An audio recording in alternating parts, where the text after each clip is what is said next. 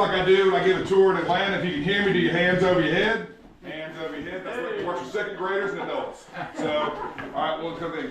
My name is David Yoakley Mitchell. I serve with the board of the Hill Clinton Historical Society, and I'm very grateful to welcome you all here today to the Johnson Law Office. So, before I say anything, though, I would like to make sure that we give a special here, Ms.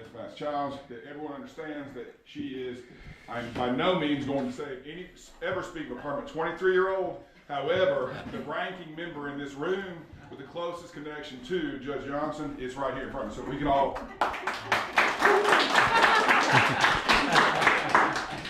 Obviously, this is a big deal. There's a lot of stuff going on. I think it goes that far. I want to thank Arlene. I want to thank the rest of the Hill Clinton Historical Society. I want to thank the Johnson family. And I also want to thank a gentleman named William Lamar Coffin Jr., who in his passing made it possible for the resources to be allocated for the restoration of this building. Never in the history of the human, not in the history of my life, has a building moved 2 times, had as many experiences, many challenges, and opportunities to defy historical interruption in this little building we're in right now. It is filled with memories, love, affection, and a lot of Clinton.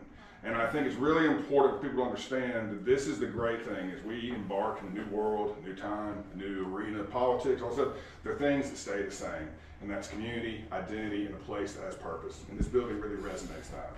What we've done here, what you've done here, what you promoted and what you created is another reason to say why Middle Georgia matters.